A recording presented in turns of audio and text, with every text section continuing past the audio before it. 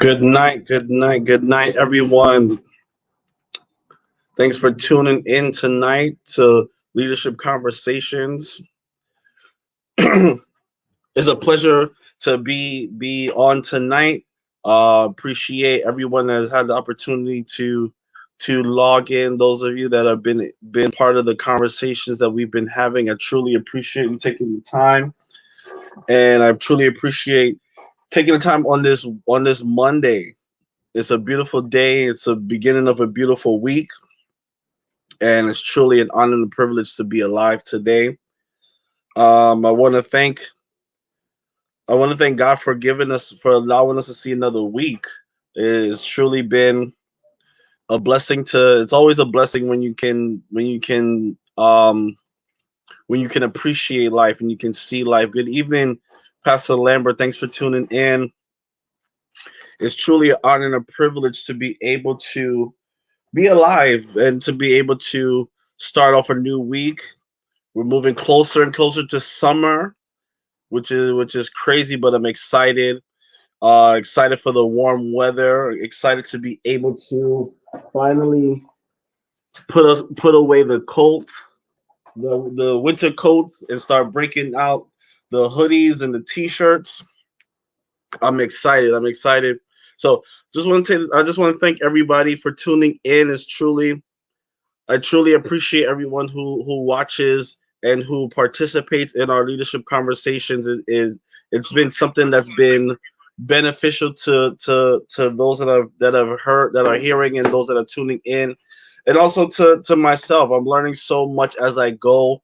I'm enjoying the prep and enjoying being able to share some of the information that I have and the knowledge that I have on leadership. It's important that we understand that we all have the capabilities and the skill sets to be leaders. It's just about coming to that realization and coming to that recognition, and then really truly stepping into the leadership role that we've been walking in.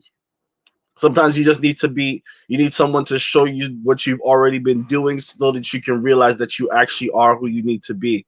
And so my duty and my job is always to encourage, to motivate, to share information, to help others to learn and to develop their leadership skills and their leadership abilities, and to be able to stand to learn the principles and the characteristics so that they can go and be great. It's all about being great, and greatness means something different to everyone. Greatness is about being able to fully tapping into and to fully maximize your potential. We all are put on this earth for a purpose and for a reason, and so when you when you really tap into the fullness of who God has called you to be, and the fullness of your personality, your purpose, then you can truly walk in the call and truly be great.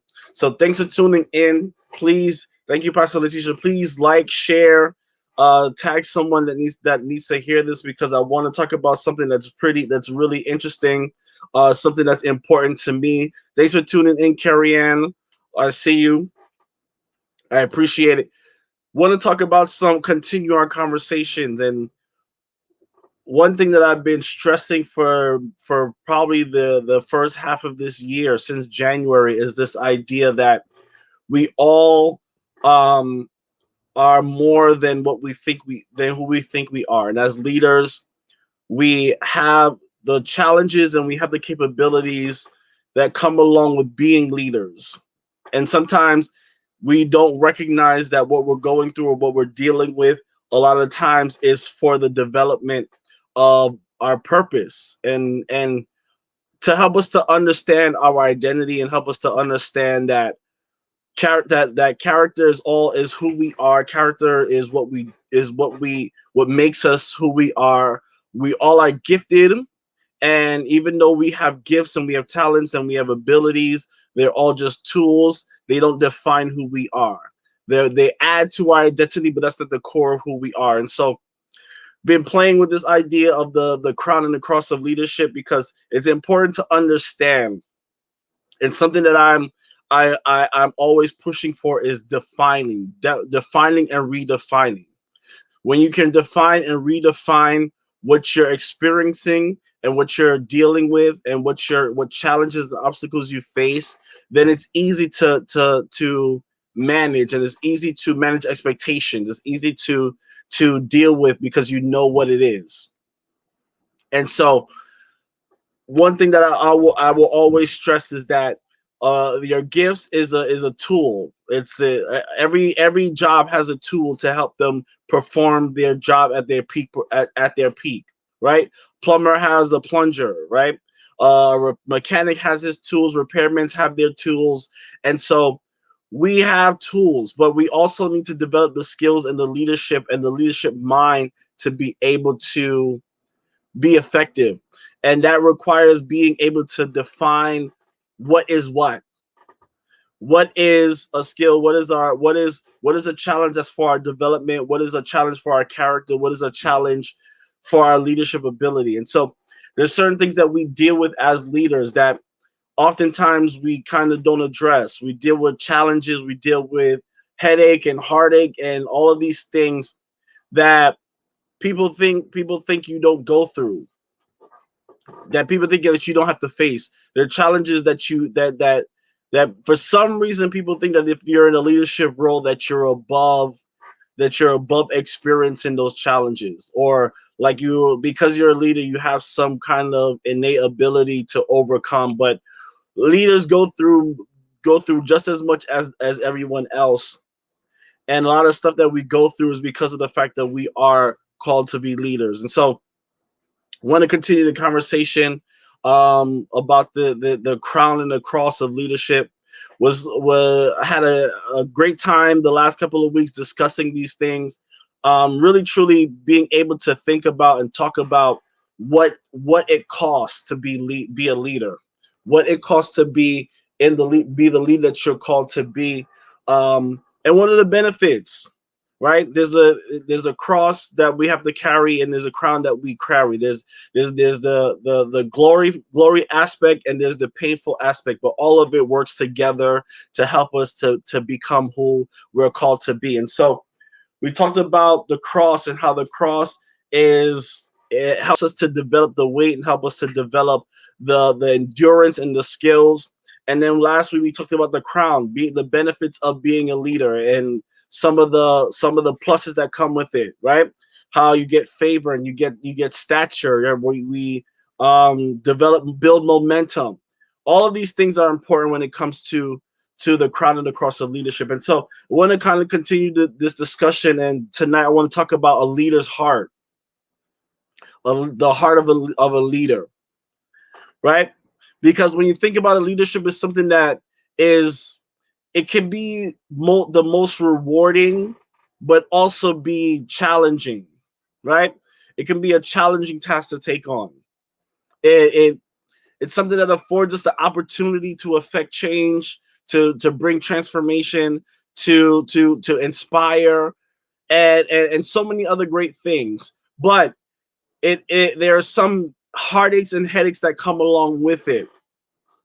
It's great. It allows us to spark creativity. It allows us to be innovative. It gives us a chance to really make our mark in the world.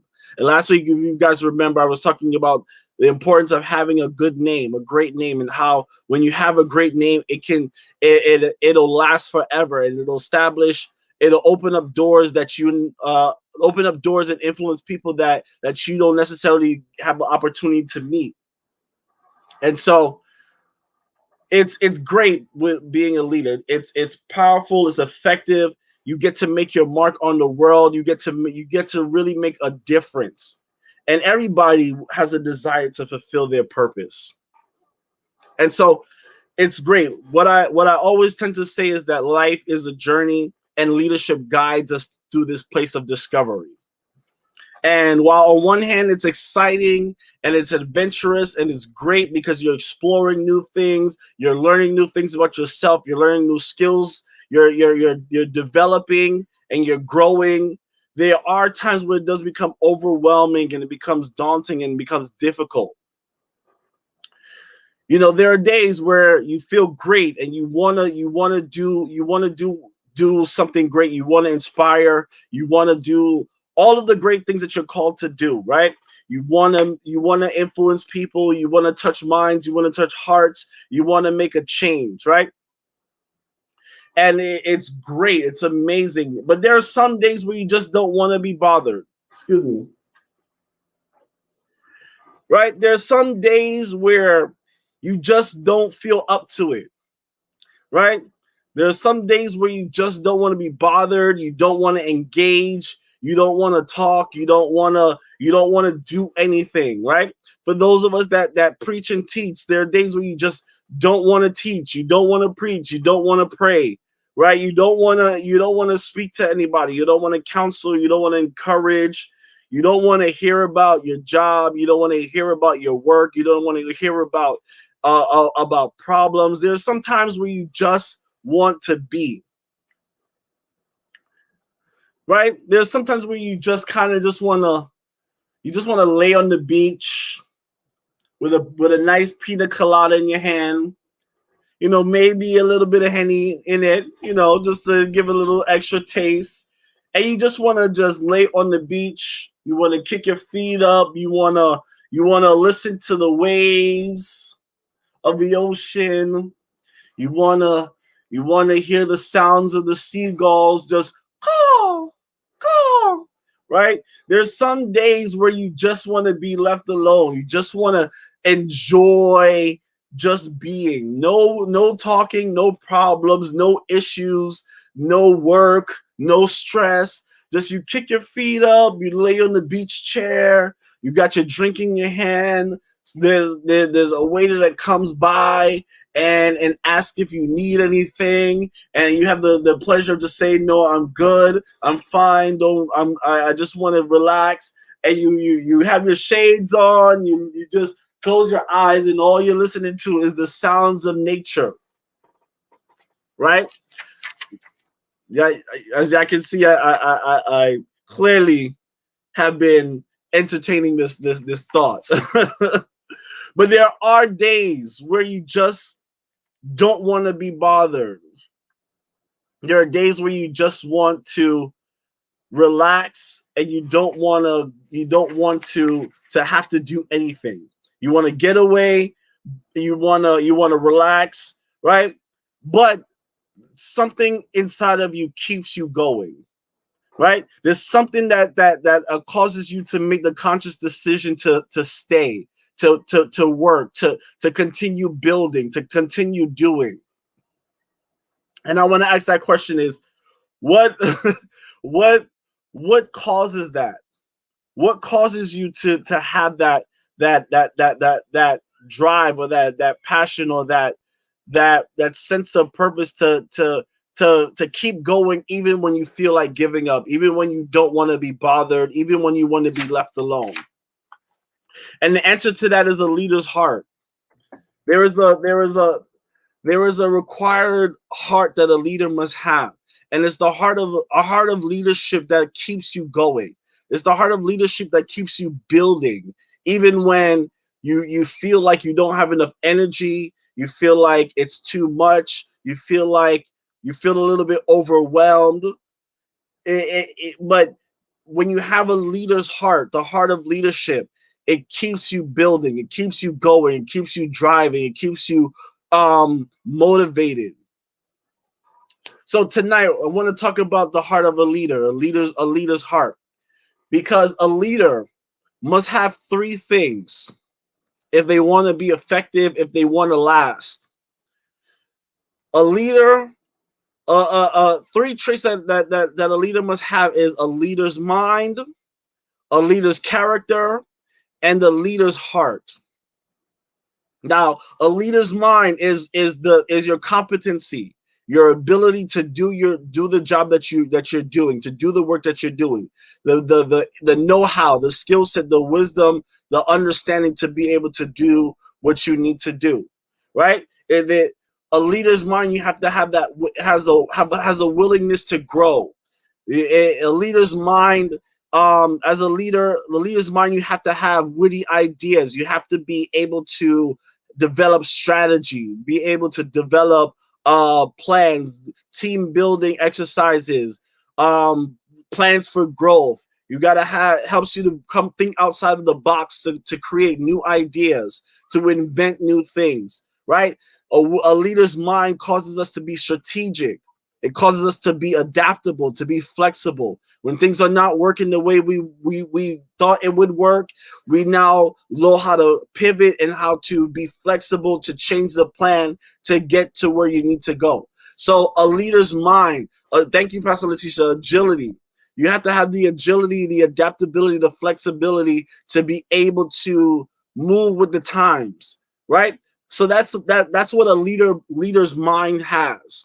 That's what's in a leader's mindset is the skills to be able to maneuver, to be able to direct, to be able to delegate. All of these things are aspects of a leader's mind or a leadership mindset. So you need a leadership mindset. Then you also need the leadership character. And we know these things, right? Integrity, trustworthiness, right? The ability to communicate, courage, confidence, the emotional intelligence, right? The authenticity. All of these things are necessary for a leader's character.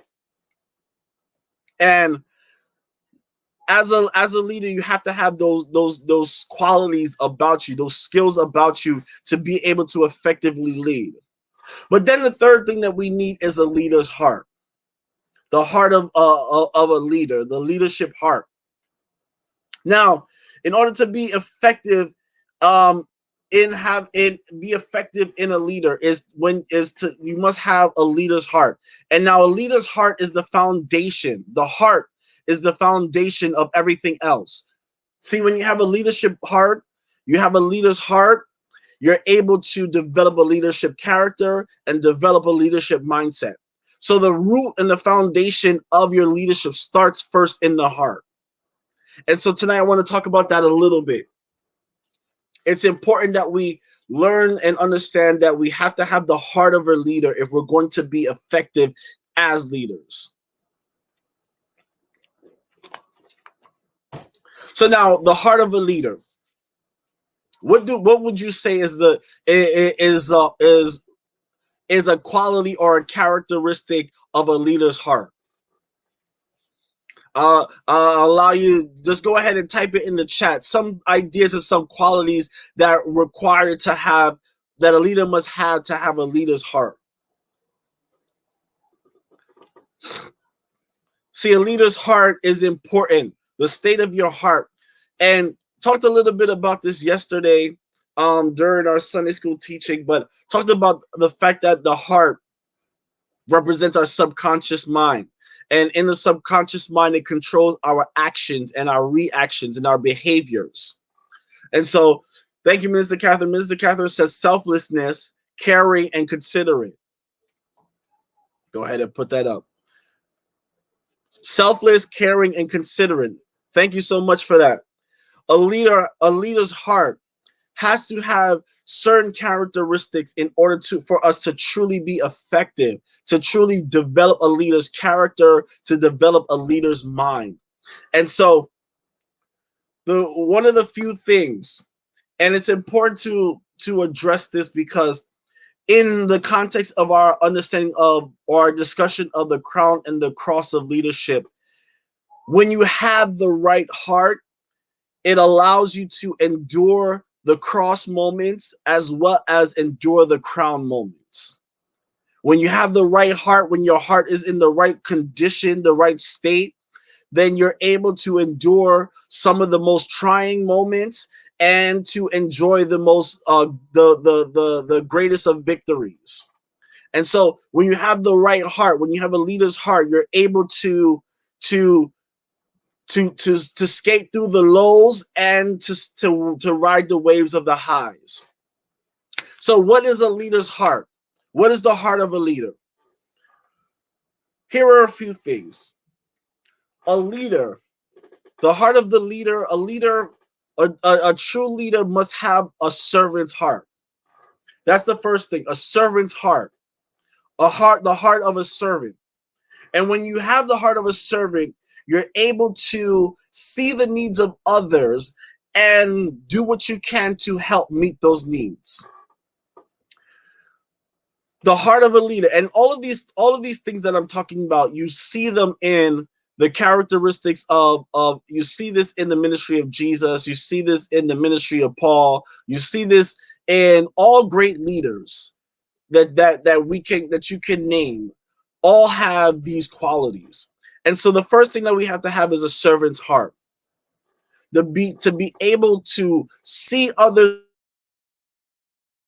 to be able to be attentive, to be able to be reliable, to be able to be trustworthy, that you are able to assist in serving others.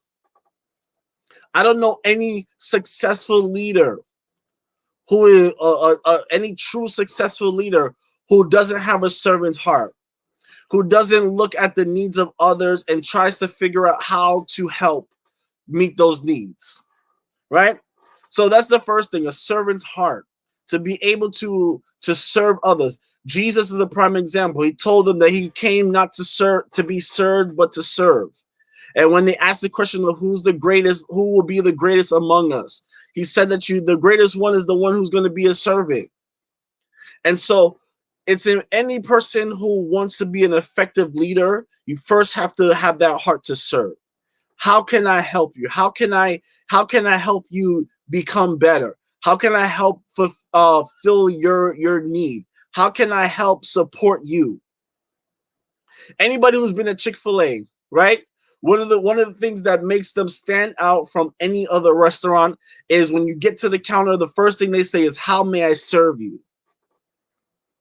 While other restaurants say, "How may I help you?" they say, "How may I serve you?" And so we have to have a servant's heart first and foremost. And with a servant's heart, we have to be selfless. There's a level of selflessness that we need to have. Selflessness is being able to put others' needs before yours, but also being caring, being generous, and being respectful. Right? And let me say this with precaution, in that all of these things are important, but as long as you do them in a safe way. Right? Selflessness is important as long as you're not putting yourself in harm. And I want to stress that, because a lot of times we think that selflessness is just allowing people to walk over us, to take advantage of us, to manipulate us. But selflessness requires us to still take care of ourselves. And it's no, I would not encourage anyone to stay in a position or stay in a place where they're being manipulated, they're being taken advantage of, they're being abused. No, I would never encourage anyone to do that. You still have to take care of yourself. So selflessness is important up until a point that it becomes dangerous. When it becomes dangerous, now you have to move yourself out of that situation. So I want to stress that, because a lot of people have the wrong idea of a servant's heart. A lot of people have the wrong idea of selflessness. Right? It's important. Anything that's harming you physically, mentally, emotionally, get out. Get out of there. Get out of there quickly, expeditiously. Get out of there quickly, because you don't want to be in a place where you're putting yourself in harm. So selflessness is important. You're putting the needs of others before yours, but as long as you're doing it in a safe place where you're safe mentally, emotionally, physically, and financially. Let's throw that in there. Financially as well. So those are the first two qualities that we need to have, right? Oh, Sister Carrie Ann wrote, love for the people is a quality. Thank you so much. That's actually my next point. A servant's heart is the first thing, right? The second thing is selflessness. The third thing that we need to have is a heart of compassion, a heart of love. Now, compassion, right? Compassion is being able to to care for others. Compassion, when you have compassion, you're able to see other people's flaws, and still do what you can to help them. One thing that I love about compassion is that there's a protective quality to it, right? When you have compassion on someone, you don't try to expose them, right? You don't try to expose their flaws. You almost feel like a protective mother, right? You want to cover them. You want to make sure that their flaws or their weaknesses is not exposed for someone to take advantage of.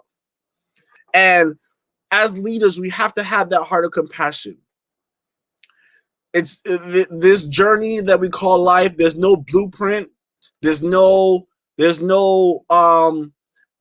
firm way direction in which to go. It's a learning process. We're all learning as we go. So we make mistakes.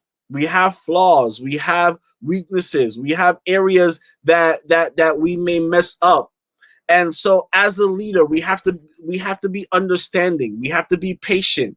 We have to be warm. We have to be, oh, I'm about to say the F word, forgiving. But we have to be forgiving, and and forgiving others for mistakes that they've made. Forgiveness means that you no longer see a person, you give a person room for growth. That's the core of what forgiveness is all about, is being able to see give a person a giving a person room to grow. They made a mistake, they did something that hurt you or offended you, but I forgive you because I know that you can grow from it. I believe that you can grow from it. And so I want to give you the opportunity.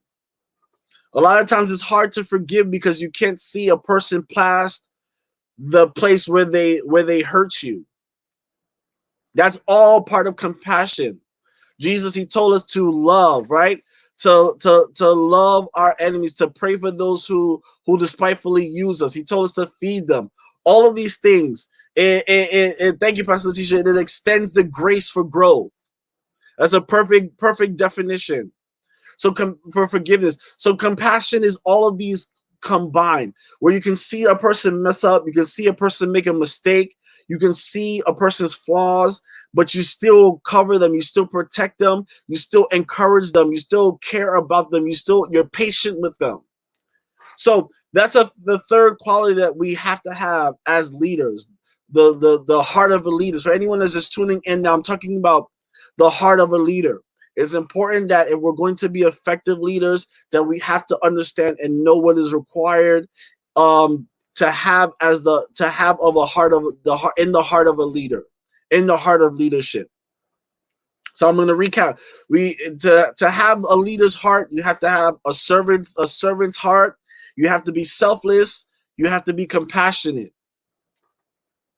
Too many times we don't we're not compassionate enough, and we give people what we say give people enough rope to hang themselves, and we let them hang, when sometimes compassion requires us to extend that grace and to give them an opportunity to grow in those weak areas.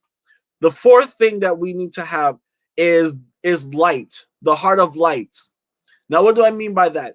You have to be a picture of positivity, a carrier of positivity. One of the people that I admire is my good friend Pastor Kevin Graves, because he is he is um he is the embodiment of positivity. I've never seen this man get upset or get angry about anything. Even when things are disturbing, even when things are wrong, even when people do something that's offensive or that's hurtful, he always finds a way to remain positive. And as leaders, we have to always remain positive. We have to always be the light. And it's not easy sometimes, right? Because we go through some of the hardest things that some people don't go through. Leaders go through much difficult challenges than people who are not willing to lead. Why? Because leadership requires us to explore the unknown. Leadership requires us to feel our way in the dark, to find a path. Right? There's no map, there's no guidance. You're kind of feeling your way through. And so as you're walking through the darkness, as you're finding the path, there are going to be bumps and there are going to be bruises. There are so many things that are part of the unknown that you don't see coming. And so if you're going to lead, you still have to always find a way to be the light. Right? Jesus told us that we have to be the light of the world.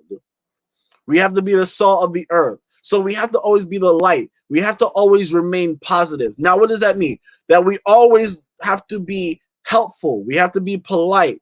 We have to always be encouraging. We have to always look for opportunities in obstacles. It's very easy to be pessimistic, especially in today's world. To find ways to throw in the towel, to find ways to see why everything is wrong. We're in a prime time of cancel culture where you can always find a reason to shut someone down, to find a mistake, and to judge. But when you are positive, when you have a heart that is always positive, you still try to find the bright side. You try to find the opportunities in the times of obstacles. And so we have to always be the light. And it starts with our hearts. It starts within ourselves.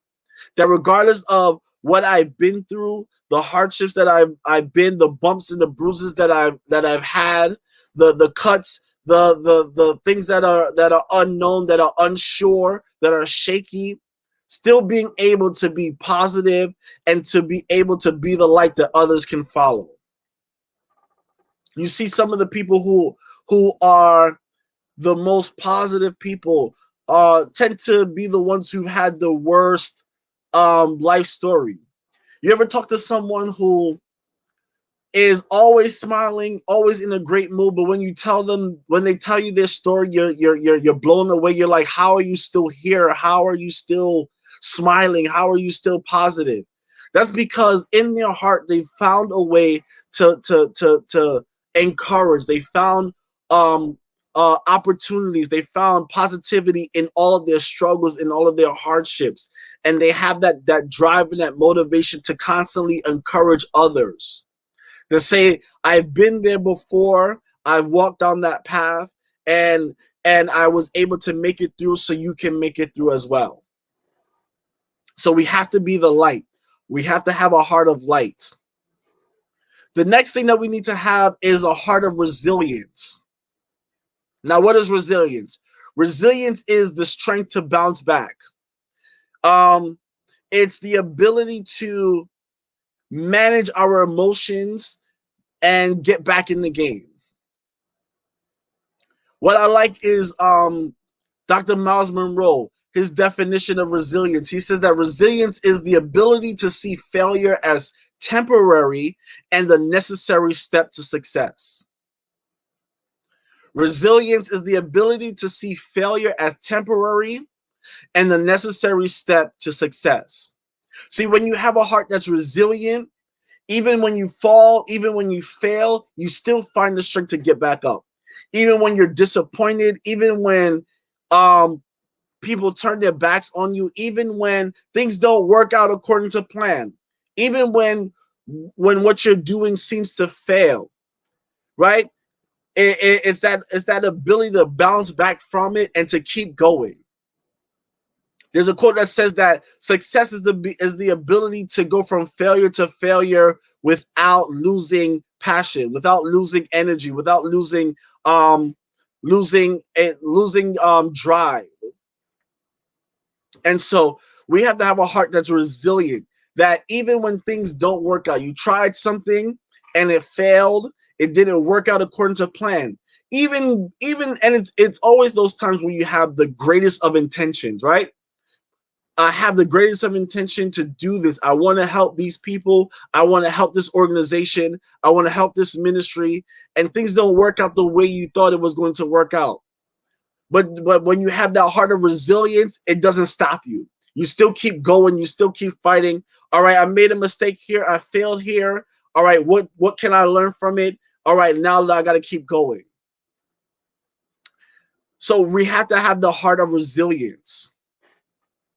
So recap: servant's heart, selflessness, compassion. We have to have light, and we have to have a heart of resilience. Another thing is excellence, a heart of excellence. That's number 6, a heart of excellence. Now, excellence, what is that? Excellence is the desire to do everything effectively with high quality and to the best of your ability. See, as we're serving others, as we're helping others, as we're building, it's important that we do things in excellence. When you do things half-hearted, then they fail. They don't last. But when you do things in excellence, you're doing it to the best of your ability. Now, your ability may not be as great as somebody else's ability, but as long as you do the best of your ability, then that's excellence. So it's important to understand that when you have a heart of excellence, it's that push that you want to be effective, you want to be efficient, you want to produce high quality. Right? Back when I used to do video production, and even now when I do some video stuff, and when I do like flyers and stuff, right? I would design something and people will say, "Oh wow, this is great." And I'm like, just the other day, my wife was like, "Oh, this flyer is great. Why don't you do that? Why don't you use that?" And I was like, it's not finished yet. And even though she thought it was amazing, even though she thought it was great, she thought it was ready, I still felt this is not to the best of my ability. I still felt that it wasn't high enough of a quality. I felt like it wasn't effective enough. And so because I knew of how effective I could be, I wasn't willing to submit it yet. I wasn't willing to give it up, to finish it yet, or to hand it in. I was like, I need to finish this because this is my work. This represents me. This represents who I am, and I want to make sure that whatever I'm doing it in excellence. And so when you have that heart that you want to produce the best, and it's not the best in terms of competition, right? It's about producing the best. That I gave my all. I gave my all to it. I put all my effort and all my energy into producing it, and this is the best that I can come up with. And so it's important that we develop a heart of excellence. Champions always always have that heart of excellence. You talk to athletes, right? You talk to athletes and those who are competitive. One of my favorite players that I always refer to, Kobe Bryant, right? He had this idea of the Mamba mentality. And the Mamba mentality is that I have to be better tomorrow or today than I was yesterday. And you'll hear athletes always say, listen, I left my all on the court, or I left my all on the field. I put all my effort and I'm okay with the final result. Even if I don't win the game, I'm okay with the final result because I know I gave my best. I know I left it all on the field. I left it all on the court. When you develop that heart of excellence, then you're able to truly maximize your potential because you know that I'm digging deep in to make sure that I'm producing something that is of quality and is worthy to be shared. And then the last thing that I want to talk about is a heart of passion. A heart of passion. See, passion is the driving force of purpose. Passion is it gives us that high energy, it gives us that stamina, it gives us that commitment to keep going. It gives us that determination. You never met someone who is not passionate actually be successful. It's those who are passionate about what they're doing that those people who are very passionate about what they do are those that are able to really inspire others. Right? It's their conviction that keeps them going, even in the times when they don't feel like doing it. See, I am a person that believes that motivation is important, and when motivation isn't there, it is your passion that keeps you driving. It keeps you going. Today I don't feel up to it, but I'm gonna do it. I'm gonna do it. I'm gonna work at it. I have a friend that I went to college with, and he had a desire to enter a bodybuilding competition. Right?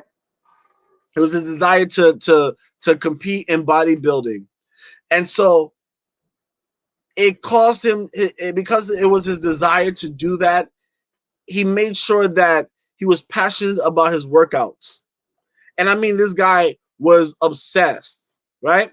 He was obsessed to the point that on the days that he felt tired, on the days that he felt like we would literally be sitting in the lounge, and he would say, "Man, I'm too tired to go to the gym today." And then, like 10 minutes later, we'll see him dressed in his shorts and his t-shirt and his backpack on, and we're like, "Where are you going?" "Oh, I'm going to the gym." We're like, "Bro, didn't you just say that you're too tired?"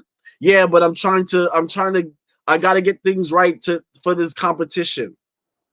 Even though he felt tired, even though he felt drained, even though he didn't feel like doing it, because of the passion that he had for competing and for participating in this competition, it kept him going. It kept him driven. It kept him motivated. It kept him committed to doing it. Passion is important because it keeps us committed. It keeps us going. It keeps us going. Even when obstacles come to block us, when challenges come to keep us from moving forward, right? Passion keeps you going. That I'm going to find a way, one way or the other, I'm getting to my destination. I'm getting to where I need to go. And so we got to have that heart of passion, because when you have that heart of compassion, it'll drive everything else. It'll drive your resilience. It'll drive your excellence. It'll drive your compassion. It'll drive your positivity, right?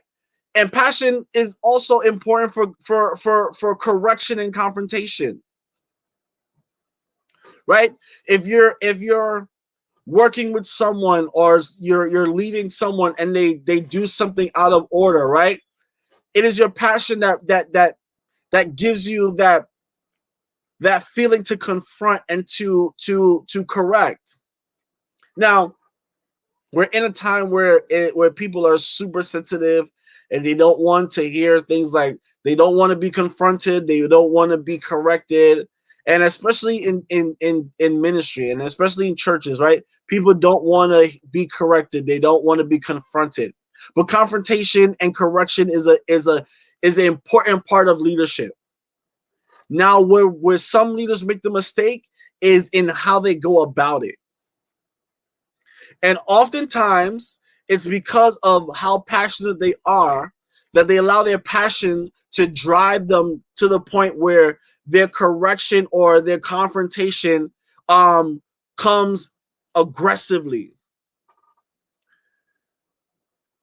I want us to recognize that, because if you're confronted or corrected by a leader, or if you're in a leadership position where you're correcting and confronting someone, recognize that what may seem as aggression is really passion. Even bad leaders have passion, right? Even super overly aggressive leaders are driven by passion. Now, what happens is there needs to be wisdom in place to make sure that it's done properly. Now, how do you correct and how do you confront properly, right? It requires you to dial back a little bit on the passion. It requires you to have a little tap into the compassion part of your heart. It requires touching into the selflessness a little bit. And so it's not just addressing the problem, but being more solution oriented. That's where a lot of leaders make mistakes. They're so passionate, and they try to correct, and they try to confront, and it requires you to dial it back just a little bit and not focus too much on the problem, but be solution oriented. So it's approaching someone and saying, "Hey, listen, I know that you did this and this was probably a mistake or you just didn't know, but how about moving forward we try this? Hey, I heard you say something that wasn't too nice or too great, or you've done something that was detrimental or harmful to the organization, or it doesn't what you said and what you did doesn't represent what we stand for." It's saying, hey, look at it from this perspective. Perhaps we can do it this way. So when your confrontation and correction requires being more solution oriented rather than problem oriented. And what some leaders need to understand is that you have to dial back the passion a little bit. It's not that you're trying to be aggressive or trying to be hard or harsh, but it's because you're so passionate about what you're doing, you have to dial it back just a little bit. So dialing back the passion a little bit and tapping into the compassion, tapping into the positivity, tapping into the servant heart, the servanthood. That's what makes you a great leader. And that's what makes confrontation more effective. And I wanted to address that because we tend to be driven sometimes too much by passion, and what makes a leader most effective is being able to figure out when to tap into what. That's where wisdom comes in. That's where the influence of the Holy Spirit comes in. That's where wise counsel comes in. Is that development and that training to understand what should I tap in for this particular situation. So we need passion. We need passion to be able, because it is the driving force. Now, something that Miles Monroe, and anybody who has the opportunity to read The Spirit of Leadership, it's a great read. It's a great book by Dr. Miles Monroe. I learned so much from it. And in the book, he says that the world is filled with people who are merely interested, but not passionate. See, people who are interested, they like an idea, they want to do it, they consider it, but they never actually take the step to go forward and trying to execute. But passion is the driving force that keeps you going. It gives you that high energy. It gives you that stamina, that endurance to keep going. That I feel tired, my head hurts, my back hurts, but I'm going to do it. I don't feel up to it today, but I'm going to do it. And moment of transparency for those of us who do weekly lives, right? There comes a time where you just don't feel up to it, right? But that passion that you have for what you do, you come to find that when you actually get it done, you feel so much better in the moment when you're doing it than you felt before you started. Anybody who and anybody who's on here who does lives know exactly what I'm talking about. Because you have to come up with content on a weekly basis. You have to come up with topics to discuss. Sometimes you want to veg. Back to my analogy, there's sometimes where you just want to be on the beach. You want that Mai Tai, you want that pina colada, you just want to relax, right? But for some reason, the moment that you see the live come on the screen, that passion kicks in and that driving force kicks in and that stamina kicks in where you just want to do what you're doing and you're fully engaged, you're fully into it from start to finish. That's what passion is all about. That's how passion works. That's how passion works. For those of us who are teachers and preachers, right?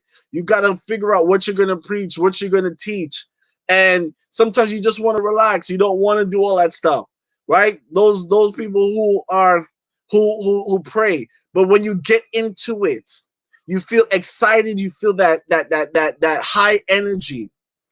That's what passion is all about. Is having that high energy to do what you do. And so these are some of the qualities. Now there are a few more. There are a bunch of more, a few other qualities that are required, but I just wanted to touch on these 7 tonight because I think when you have these qualities, they're ingredients for success. Because as leaders, you don't always have high moments. You don't always have great experiences. But when you have these things, it helps you to manage the lows and it helps you to manage the highs. It keeps you balanced, it keeps you level-headed, it keeps you from losing from veering from to one side or the other. So the 7 qualities that I talked about tonight, a servanthood, the servant's heart. These are the qualities that a leader must have in their heart, of a leader's heart, is servanthood, selflessness, compassion, positivity or the light, resilience, excellence, and passion. All of these things are ingredients to help us to be great and effective leaders. It prepares us to handle failures. It prepares us to handle success. It prepares us to handle cross moments. It prepares us to handle crown moments. And when you look at the ministry of Jesus, he had all of these qualities. You can look at all the 4 gospels and you will see examples of Jesus exhibiting all of these qualities, exhibiting these things and showing examples of what it means to be an effective leader. And so as leaders, we have to have that heart. We have to have these qualities in our hearts because those things will mold and develop our character and they will mold and develop our mindset. Too many people they get broken along the way. You get somewhere along the journey you either don't develop them or or it gets broken, it gets lost in the journey. And so that's why compassion is important because some leaders they fall short or they fail, they don't meet the expectations because somewhere along the line they don't have one of these qualities. They don't have one of these characteristics. And so, someone, for example, a leader who may have a lack of resilience, right? It can produce insecurities, right? It can produce um, that feeling of wanting to give up. It can produce that half-hearted leadership. There are those leaders who either lack selflessness or lost it along the way because of certain experiences, right? Certain experiences where they were taken advantage of. And when you lose that selflessness, you make room for developing a prideful heart or you become that power hungry leader.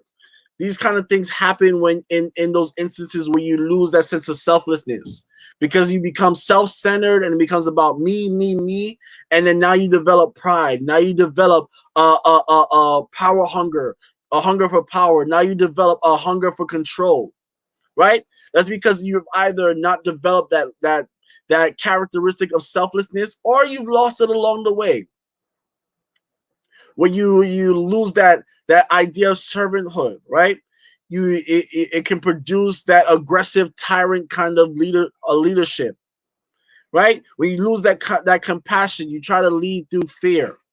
All of these things tend to happen along the way, and so it's important that we, as leaders, we help one another and we recognize what we need within ourselves, what we're missing. Well, we have to be more aware of where we are and put in the effort to develop those qualities. And so I see a couple questions. Pastor Letitia, she wrote, and I'll post it. It says, "How would one cultivate those areas that need to be strengthened?" First of all, I think we need that awareness because a lot of times we don't recognize our weaknesses. A lot of times our weaknesses become our blind spots. And so I think in order to be able to cultivate those areas that need strength is to really take that time to really practice it. to really, you struggle with compassion, practice compassion. You struggle with being positive, start reciting positive affirmations. Find out what is the source of your negativity, right? A prime example is I was a I was I used to be a person who was very judgmental, very critical. Uh I'm already a mental person, so I'm the type of person that analyzes and over analyzes. And I used to be the type of person who would overanalyze other people and magnify their mistakes and judge them based on those mistakes that they've made. And so once I realized that I was lacking compassion and that I was lacking that positive spirit, I started to make steps to change those bad qualities and start to develop those new qualities. And so it's important that if we want to strengthen our areas, that we have to start practicing it. Find an accountability partner that's going to help you. One thing I love about my wife is that she always holds me accountable, right? I used to have this bad habit where I get around certain people and I would kiss my teeth and I go whenever they're near me or whenever they say something that I didn't like. And my wife used to always point it out. She was like, "You see that? You got to fix your heart." And because I had her as an accountability partner, I started to become more aware and started to make the necessary steps to change my perspective and change my reactions. And so you have to find opportunities yes, you have to find opportunities to exercise and practice those areas. We are always dealing with people, and leadership is about being able to really help and work well with people. And so you got to take the time, right? How can I be a better servant? Find ways to serve others. How can I be more selfless, right? Find a way to find one person that you can practice on, that you're going to be selfless concerning around them. All of these things, positivity, compassion, all of these things, once you find someone to practice, find opportunities to exercise that, then you can really begin to develop. And and also prayer, right? Praying to God to help you to change your character and to develop those things are just as important. So I hope that answer your question. Pastor Asha, she says, how do you connect with a leader who lacks these key traits? When do you disconnect? Again, I think we have to always have that heart of compassion for leaders who lack these traits. But again, up until a point where it becomes harmful to you. When you get to that place where it is harmful to you, where it's harming you mentally, it's harming you emotionally, it's harming you spiritually, it's harming you physically, I think that's when you have to really disconnect. When you see a leader is not willing to change from certain qualities, sometimes you just have to disconnect and continue to pray for them. Continue to ask God to work on them. Continue to ask God to show them and reveal to them the areas that they lack. But the first initial reaction that we should have when we come across leaders who lack these traits is tapping into that compassion, tapping into that selflessness, tapping into that positivity, where how can I tapping into that servanthood?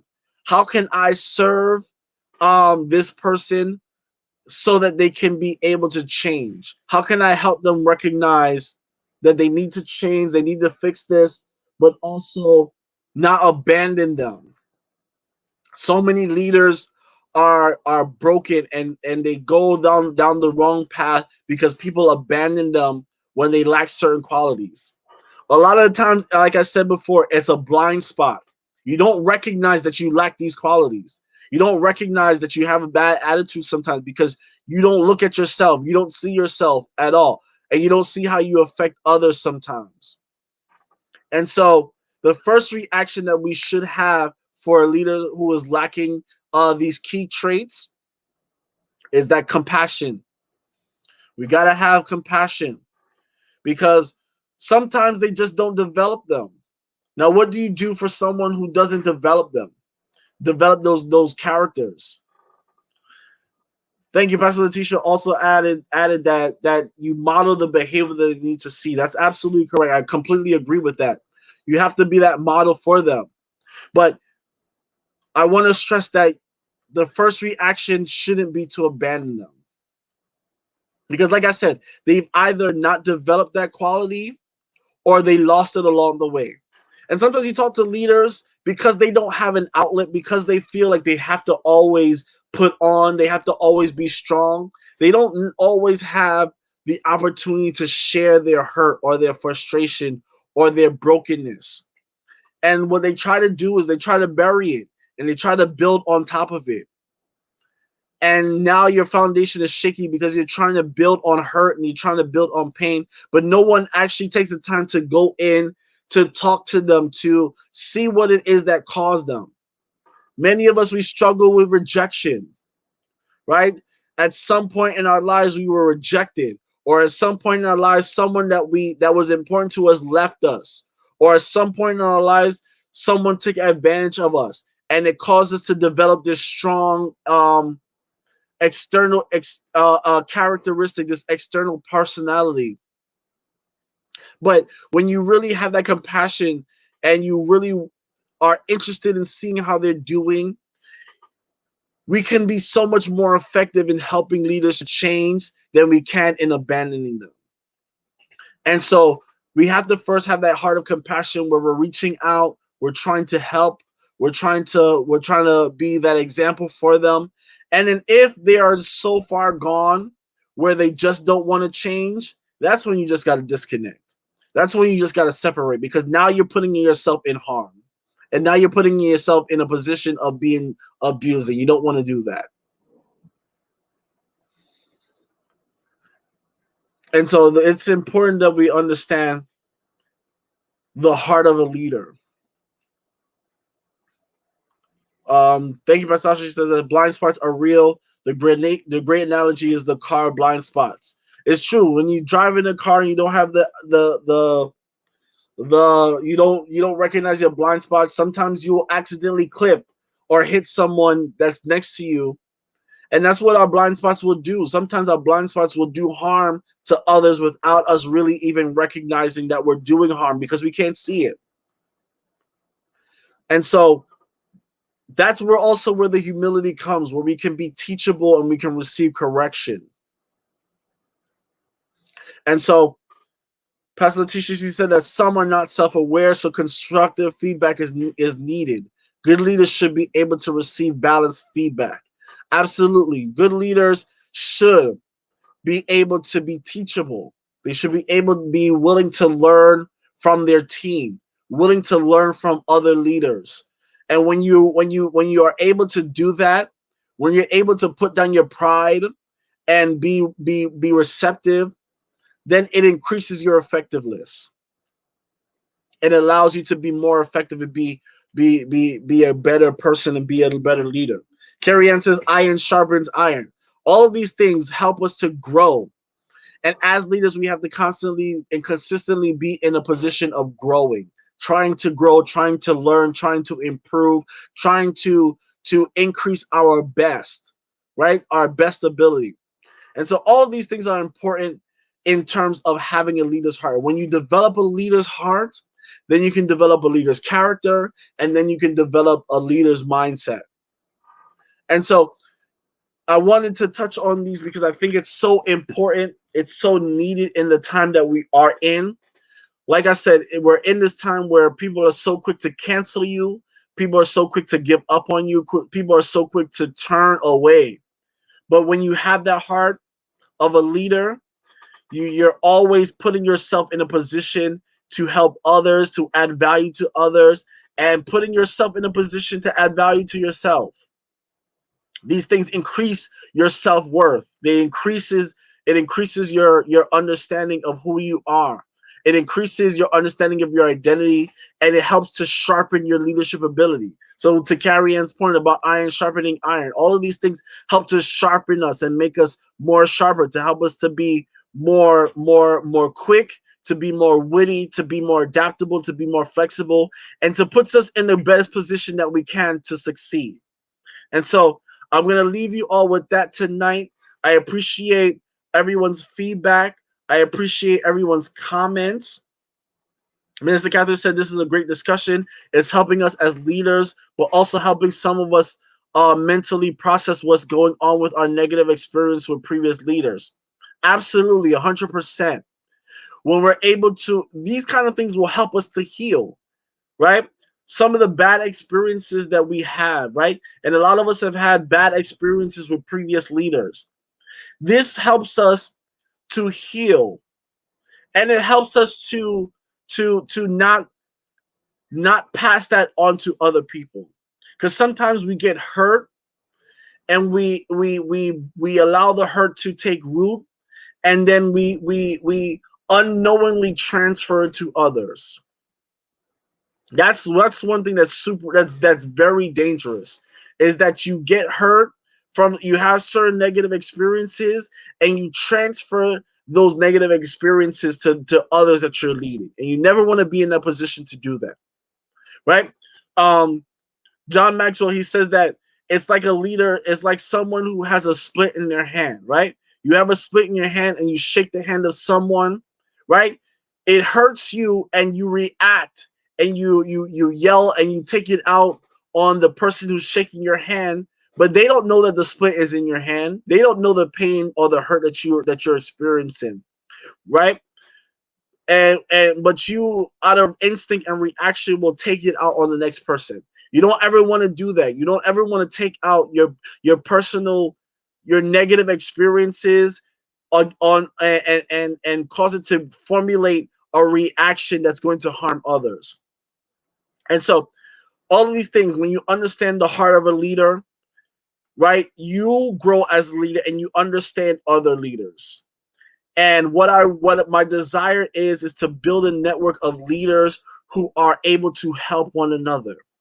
Because this leadership journey, regardless of what industry you're in, regardless of what field you're in, it can be taxing. It can be weighty. It can be harmful in some instances. But when we build a network of leaders who understand the heart of a leader, it's easier to encourage. It's easy to support. It's easy to build, and it's easy to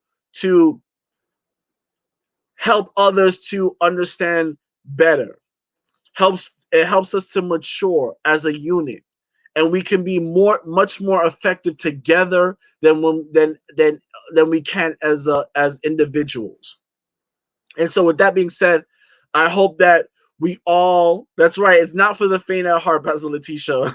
It's important. So even Prophet Dahima, she said, powerful teaching. I appreciate your great leadership skills, maturity, and balance. Thank you so much for that, prophetess. It's my desire, it's my passion, it's my heart to see, because I've seen so many leaders broken and lead from a broken place. And it's my desire for to help leaders to become whole, so they can be more effective, so they can be more, they can have a greater impact. And so I'm gonna leave that with us tonight. I appreciate you all tuning in. Let us develop the heart of a leader. Let us develop the characteristics of a leader. When we develop that and it becomes our core, when we get it down into our subconscious, that becomes those things become our normal responses and our normal reactions, our normal behavior. And when it becomes your normal behavior, it becomes authentic. And people will always respect authenticity. And so thank you so much for tuning in. I hope you all have a great week. Just to let you know, because next week is Memorial Day, I will not be on next week. I will continue the following Monday after. But great things are coming. In the beginning of June, I believe it's the first Wednesday of June, I'm gonna be on a live with my wife for the Prophet's Keep. We're gonna be talking about prophetic leadership. I'm excited about that. And so we're gonna put up some more information later on at sometime this week. So it's all about building leaders building leaders. That's what this is all about. And so I hope you all have a great week. I hope you all have a blessed week. For those of you that don't know, our church, Christ Community, our Church of Harlem, we're having our anniversary this week. 89 years of being in service. 89 years of ministry. It's this Friday at 7 p.m. It's also this Sunday at 11 a.m. So if you are able to join us on Facebook Live, feel free to tune in. We're going to have a great time, a great speaker. 89 years of service. That's a prime example of great leadership, because when you have great leadership, you are able to endure, right? The vision of Reverend Lynette Williamson, who was such an effective leader in her time, her vision was able to outlive her. And all of the leaders that have been in place have done their part to be great leaders. And so 89 years we're going to be celebrating. So again, it's this Friday at 7 o'clock and this Sunday at 11 a.m. So look out to that. Look out to the our leadership conversation the following week, not next week, but the following week. Um, I can't remember what date that is, but the first Monday in June, and then also I'm going to be on joining my wife for the Prophet's Keep to talk about prophetic leadership, and so I'm excited about all the things that are coming down the pike. I'm excited about the growth that we're all experiencing. I appreciate you all. Thank you all for tuning in. I hope you all have a blessed day, a blessed week. I pray that the blessings of Abraham will be upon you, that God will make your name great, that God will cause people to be blessed because of you, that he will bless you and make you a blessing. And so have a great week. I love you all. Thank you for tuning in. See you in 2 weeks. God bless.